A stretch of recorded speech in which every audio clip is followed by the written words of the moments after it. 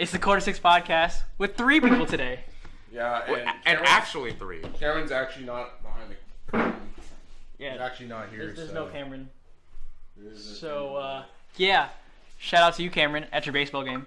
But you will see him later on this week, I promise you that. Okay, so Sweet 16 happens, and Elite 8 is happening right now as we speak. And that's how everybody feels about their bracket. I picked UNC, so... Let's just recap some of the games. Auburn, of course, beat UNC. That's a shocker. Just like 10 minutes ago, Gonzaga lost to Texas Tech. That was a shocker. Houston lost to Kentucky. I thought Houston was going to win that game. Tyler Hero was the hero. And Duke, they just escaped again this week. The NCAA moved the rim yet again. No, they didn't. They won that game. Luckiest team in the NCAA. Zion is a pure animal. Who do you guys, out of the teams right now, who's you guys' Final Four? Okay, so Texas Tech is obviously Tech. You know, I had Gonzaga in that game, but obviously Tech. I like Purdue over Virginia. I also like Kentucky over Auburn because of the loss to Okeke on Auburn. He was a good player. And then I know you guys are all gonna get mad at me. I like Michigan State over Duke. Michigan State over Duke? Yeah, I like Michigan State over Duke. Wow, that is a shocker. Is it on? Yeah. At least it doesn't fade out this time. Yeah. I picked Purdue because, I mean, they're one of the hottest teams in the tournament right now. And Virginia really hasn't shown me that they can really put any team away. Even that Oregon game is still interesting. And then obviously I like Kentucky because, you know, Auburn's going to be a man down, especially a starter. I mean, Auburn can run and shoot the ball, but I think Kentucky's size and the experience will win them that game. I like Michigan State over Duke because obviously Cam Reddish is out, but Duke, I think their little streak of luck is done. I'm going to disagree with you on that. I think Duke makes the championship. Dude, national champions. And here's why. Duke. So, Duke. Okay, so Duke, yes, they did get lucky. I would admit they get a little lucky. Twice they got lucky. With that game. But they still have Zion Williamson, Trey Jones, RJ Barrett. Jack White is coming back, or not coming back, but he is getting it back into form. But he's going to play in that game. I don't think so. Marquise Bolden's playing really well. And Jordan Goldwire off the bench. So I think Duke, they're not as deep as Michigan State, but I think they ultimately win that game just off Zion, RJ going off. And then if Cam comes back, of course, that will help a lot. And with Coach K and this type of experience, that's it. Duke. That's it. Well, and then also Michigan State doesn't have star power though. Like they don't. Oh, they do. They do. Cassius Winston, I like his game. He's no Zion Williamson. Matt McQuaid, who go down there and pop a 3 for you when you need it most. I mean, Trey Jones can pop a 3 when we need him most. I think. No. You guys cannot rely on anyone to shoot. He went 4 for 7. No. You can't rely on Trey Jones to shoot a 3. You can't rely. You guys can't shoot the ball consistently. Okay. Did you watch the game last night? No, I didn't watch the game because I didn't need to. Consistent shooting. I was at the A's game. Okay, but here's the thing. So a lot of teams are saying, oh, well, Duke can't shoot, they're getting lucky. Maybe they're getting lucky because Duke can really shoot, but they're just not showing they can shoot. Yeah. Well, I mean, I don't know. I like Michigan State. I do not like Duke, and I do not want Duke to win the championship. So, they're young, they're undisciplined. Here's another question. Gonzaga, of course, lost in the Elite 8. Is it time to move on? Ken.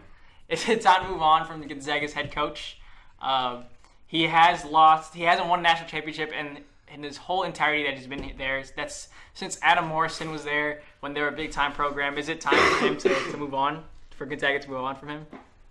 I think so. I mean, it's almost the same thing every year for Gonzaga. It's either it's they come in as a 1, 2, 3, or 4 seed. And then, and it seems like every year can be their year, but, it's the result never seems to change. The narrative never really seems to change that they can get over that hump. I mean, I know they made it to the national championship game a couple times, but, when are they going to figure out how to win the big game? Yeah, I think it's time. It ultimately comes down to the coach. I mean, if you can get them, a West Coast Conference, title, and then a West Coast Conference title, and then a 1 seed, why can't you finish the job? I want to say something. If Mark Few, if you're watching this, I got something to say.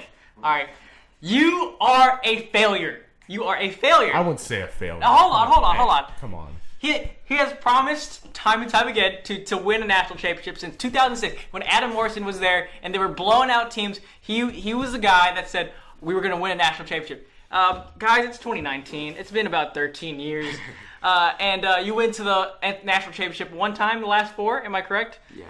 And you guys have. How are those handstands going now? You couldn't even win the West Coast as you lost to St. Mary's. You can't win when the time counts. Time for Mark Few to go. It's time. He needs to be fired. He gets guys who are talented like Rui Hachimura, and he just cannot finish the deal. They have a better team than Duke. They do. They really do. They beat Duke. Yeah, and they beat Duke. And you guys cannot get it done. You can't get it done. I'm sorry. It's time to go.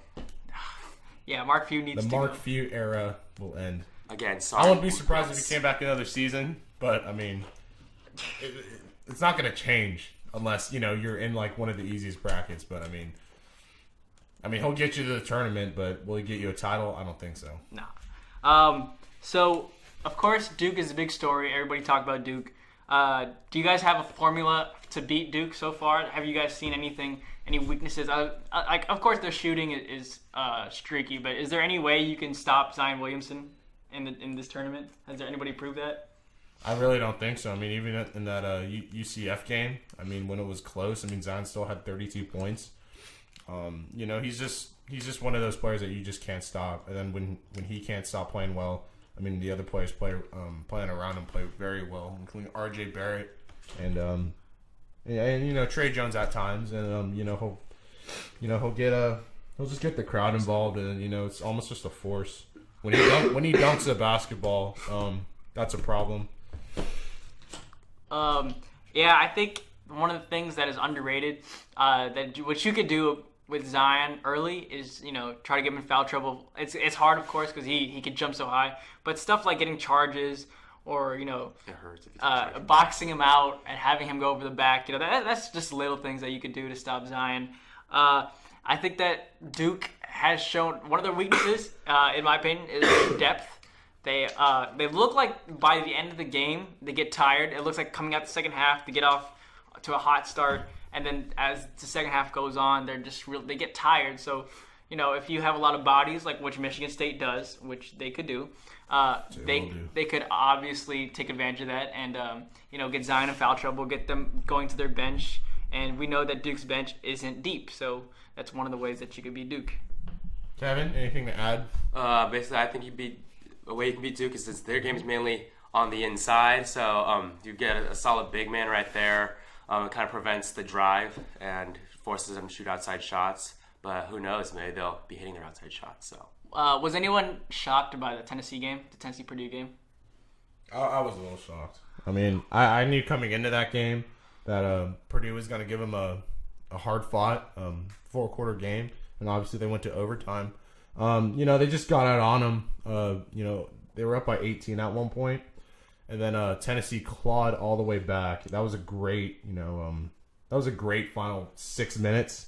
Trading threes, trading layups, trading dunks. It was crazy. But it ultimately came down to the fact that Tennessee was in foul trouble, and a lot of their guys, fouled out, with like 2-3 minutes left in overtime.